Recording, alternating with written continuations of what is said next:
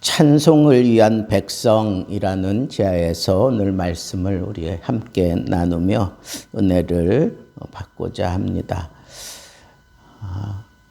오늘 말씀 마지막 절에 보니까 이 백성은 내가 나를 위하여 지었다. 그런데 어떤 용도로 지었느냐? 나를 찬송하게 하려 함이니라. 찬송하게 하려 함이라. 그러니까 우리를 창조하신 목적이 뭐예요? 하나님을 찬양하라고, 하나님을 찬송하라고 하나님이 우리를 만들었대요. 근데 여러분, 우리가 하나님의 목적에 맞게 지금 살아가고 있는지 무엇을 보면 알 수 있느냐 하면 내가 하루를 지내면서 하나님을 정말 찬양하고 있나? 그거 생각해 보면 돼. 내가 정말 하나님을 찬양하고 있나? 찬양하고 있으면 내가 목적대로 지금 살아가고 있는 거예요. 내가 하나님의 목적대로 살아가고 있다면 찬양이 터져 나올 수밖에 없다라고 우리는 그렇게 생각할 수가 있습니다. 그런데 우리로 하여금 찬송하지 못하게 만드는 요소들이 있어요. 그게 뭐냐 하면 우상이에요, 우상. 우리 마음에 우상이 있거나 우리가 손으로 만들어 놓은 그 우상을 섬기고 우상에게 키스를 하고 우상을 붙들고 살아가면 찬송이 나오질 않아. 하나님께 찬송할 수가 없어요. 대신 누굴 찬송할까? 귀신을 찬송해. 우상을 찬송하고 세상의 헛된 신을 찬송할 수밖에 없습니다. 그러니까 우리는 하나님을 찬송하든지 아니면 이 세상의 우상을 찬송하든지 그렇게 우리는 살아갈 수밖에 없다는 거예요.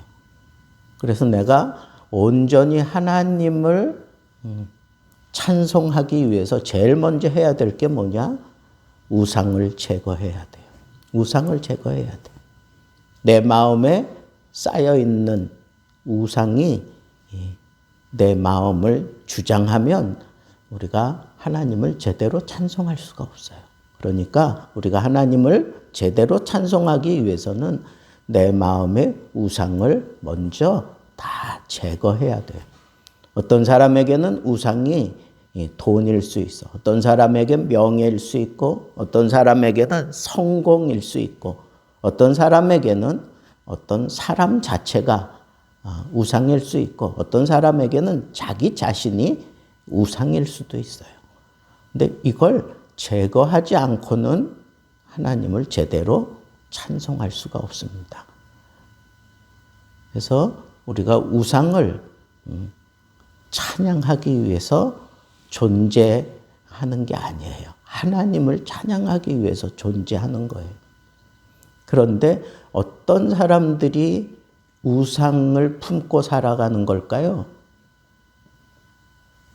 죄를 짓고 죄와 더불어 사는 사람들, 그 사람들 마음에, 그 사람들 몸에, 그 사람들 삶 속에 잡다한 우상들이 있습니다.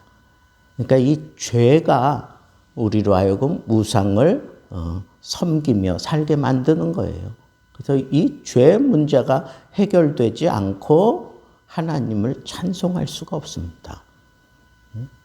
그러니까 우상 그리고 우리가 저지르는 이 죄 이것에 대해서 내가 아주 정말 철저하게 그걸 떨쳐버리지 않으면 그걸 내 삶에서 그걸 다 제거시키지 않으면 진정한 찬양이 내 속에서 터지지 않아요. 여러분 그런 거 경험해 봤어요? 찬송하다가 내가 치유함을 입을 수 있어요. 찬송하다가. 예전에 막 찬송을 많이 했어요. 철야를 해서 금요일 심야기도 안 하고 철야기도 했다고 예전에는.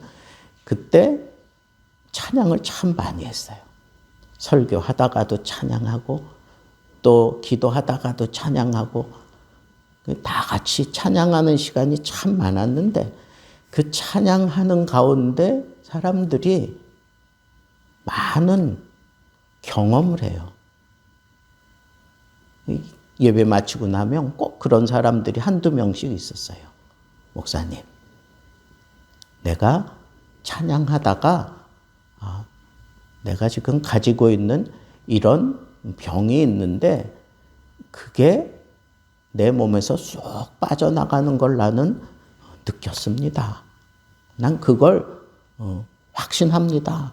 막 이런 고백을 하는 분들이 그때는 참 많았어요. 그래서 찬양하면 늘 그런 게 기대가 됐어요. 그런 게 기대가 되고 그런 것들을 이렇게 함께 나누기 위해서 그렇게 막 찬양하면서 힘을 더 불어넣고 그냥 찬양을 하면서 그 찬양이 이렇게 막 깊어지고 무르익어지면 정말 사람들이 많이 마음이 열리고 그리고 치유의 역사가 일어나고 또 고민하던 이런 문제들이 해결되어지고 그래서 처음에는 막 얼굴들이 막 울그럭불그럭 했는데 이 찬양이 깊어지고 그 찬양을 통해서 은혜 받고 나면 사람들 얼굴이 그렇게 환하게 피고 달라지는 것을 참 많이 경험했어요. 우리 수련회 같은 데 가면 그런 일들을 많이 경험했잖아요. 그죠? 여러분들도 다 그런 경험들이 있을 텐데. 청년들 데리고 가서 수련회 하면 그때 이 설교 시간도 설교 시간이지만 찬송하는 시간이 꽤 많았어요. 설교 1시간 하면 찬송은 1시간 이상 먼저 준비 찬양한다고 막 그냥 그리고 설교 받다가 은혜 받으면 또 막 찬송하고 싶어 해요. 그러면 찬송하자고 그래서 찬양하며 막 찬양하다가 막 의자 위로 올라가서 막 춤추며 찬양하고 막 그러던 집회를 우리 많이 경험했잖아요.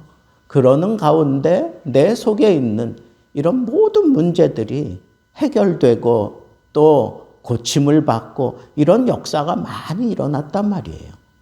그래서 찬양에는 이런 놀라운 역사가 일어나는구나. 여러분 찬양하다가 이런 은혜 많이 경험했잖아요. 그러면 그 찬양 자체가 그렇게 힘이 있고 능력이 있는 걸까요? 찬양 자체가 그렇게 힘이 있고 능력이 있는 걸까? 곰곰이 생각해 보니까 찬양을 하면 사람들이 많이 도전을 받고 막 뜨거워져요. 근데 우리는 찬양을 통해서 그런 은혜와 그런 능력 이런 걸 많이 경험하는데 세상 사람들은요. 찬양이 아니잖아. 그냥 트로트야. 그냥 대중가요야. 그런데 그 대중가요를 들으면서 사람들이 막 흥이 넘쳐나고 막 그냥 기쁨이 넘쳐나고 막 춤추고 난리법석을 떨잖아요. 그러면 그 노래 자체에도 그러면 그런 능력이 있는 걸까요? 나름대로 생각할 때 이 가락에는 사람들의 마음을 흔드는 그 뭔가가 분명히 있는 것 같아요. 그냥 말로 할 때보다 찬양할 때 사람들이 더 마음에 더 크게 도전을 받고 그리고 마음이 열리고 또 그 가락에 이렇게 심취되어지다 보면 그 속에서 나름대로 어떤 경험들을 분명히 하게 되는 것을 볼 수가 있어요. 그런 걸 보면 이 음악이라고 하는 것 자체는 상당히 우리에게 굉장한 어떤 그런 힘을 줄 수 있는 그런 요소가 틀림없다고 저는 생각해요. 그런데 음악 자체가 우리 자신을 변화시키는 것은 아니에요. 우리에게 어떤 영향을 주고 우리가 거기에 이렇게 매료될 수 있고 거기에 도전받고 뭐 가슴이 뜨거워지고 그럴 수는 있어요. 그러나 그 음악 자체가 우리를 변화시키지는 못해요. 그럼 뭐가 다를까요? 하나님을 향한 이 찬양, 그 찬양은 우리를 변화시키는 경우가 너무너무 많아요. 찬송하다가 깨지는 사람들 많았어요. 오늘날도 마찬가지예요. 찬양에 깊이가 생기면 그 찬양 속에 우리가 잠기면 우리 마음에 응어리지고 얽히고 설켜 있는 이런 모든 문제들이 그 찬양의 깊이와 함께 다 깨지고 풀리고 해결되는 그런 놀라운 은혜를 우리는 분명히 경험해요. 왜 그럴까요? 찬양이 뭐예요? 찬양은 하나님을 영화롭게 하는 거예요. 하나님을 기쁘게 하는 거예요. 하나님께 초점을 두고 우리가 부르는 거예요. 사람을 기쁘게 하기 위해서 우리 찬양하는 게 아니에요. 찬양은 하나님을 기쁘게 하기 위해서 하는 거예요. 그리고 하나님께 내 모든 것을 맡기고 하나님께 내 모든 사정을 아뢰고 그러면서 하나님의 하나님 되심을 인정하고 하나님의 도우심을 요청하고 뭐 이런 마음과 그런 자세로 우리가 하나님께 찬양하는 거예요.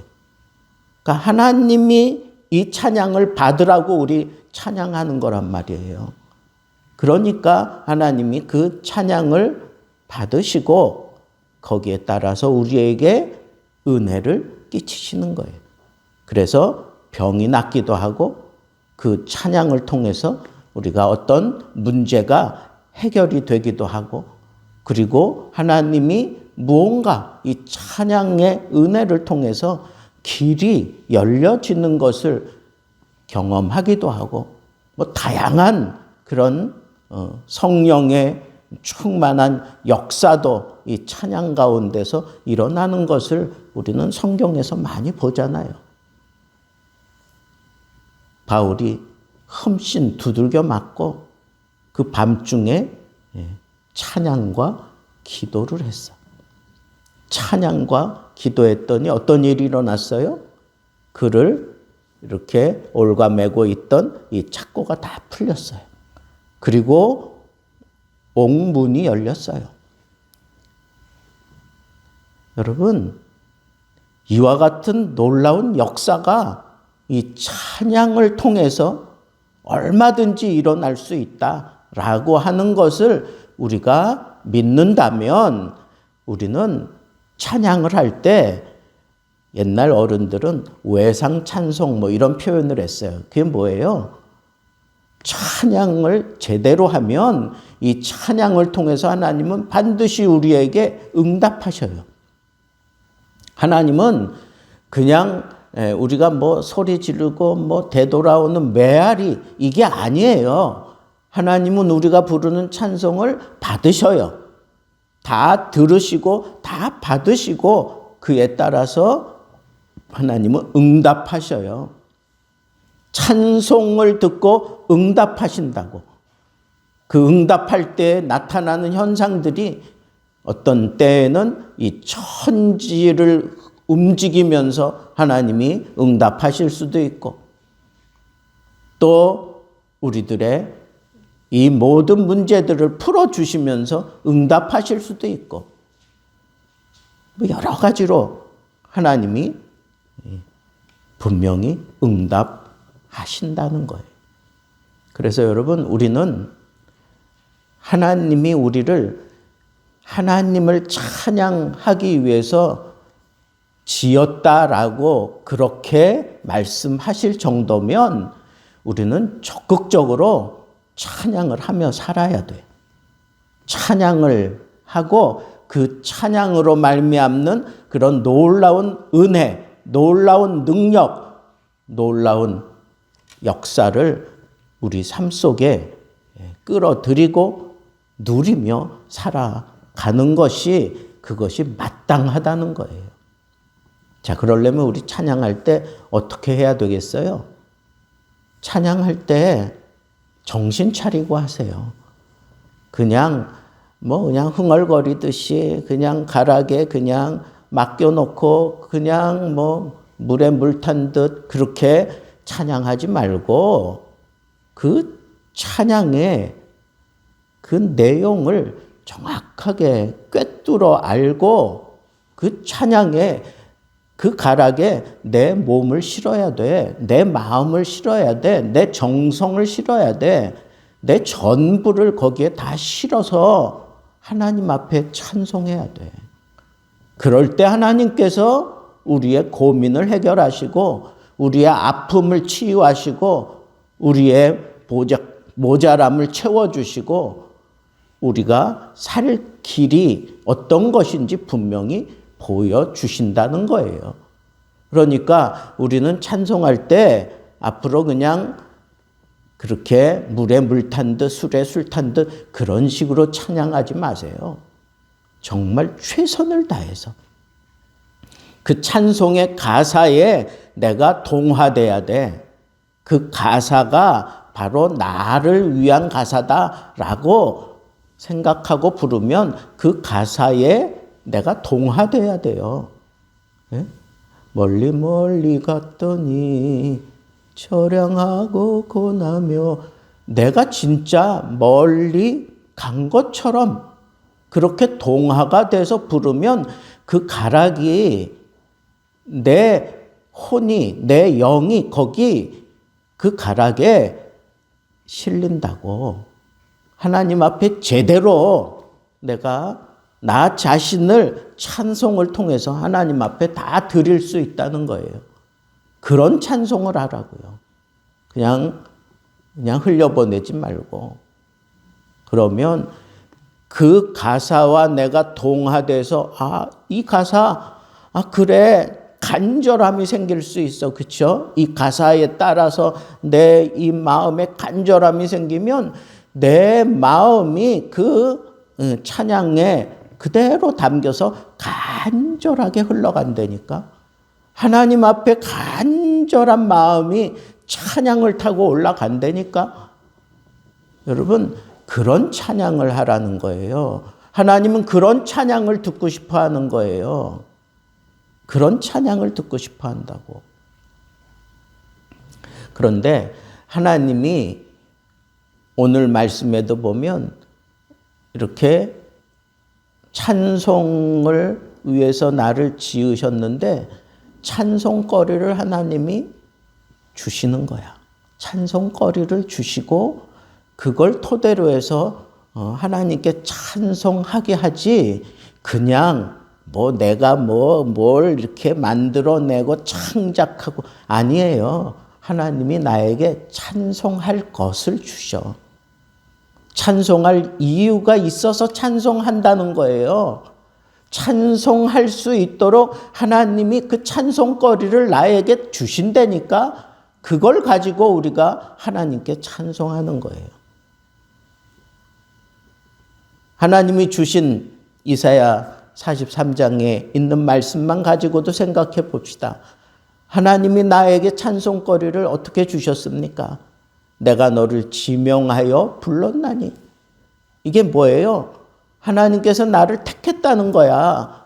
이게 찬송할 이유가 되지 않습니까? 이 지구촌에 이 수십억이 되는데 그 가운데 하나님이 나를 콕 찍어서 하나님의 자녀로 나를 선택하셨어요. 그리고 나를 불러주셨어요. 이보다 더 기쁜 찬송이 어디 있어? 그것만 생각해도 나는 기쁘고 감사하고 저절로 찬양이 터져 나오지 않겠어요? 그리고 하나님이 온전히 찬송할 수 있도록 내가 죄, 이 우상에 거기 사로잡혀서 살아가지 않도록 하나님이 나를 온전히 그 죄에서 씻어내시고 그 우상을 다 떨쳐내고 하나님 앞에 당당하게 나아갈 수 있도록 우리를 구원해 주셨어요. 예수의 피로 구원해 주셨어요. 십자가의 능력으로 구원해 주셨어요. 성령의 충만함 속에 우리가 이렇게 구원함을 받은 이 사실을 가지고 하나님 앞에 찬양하게 만든다는 거예요. 여러분, 찬송할 이유가 분명히 우리에게 있어요.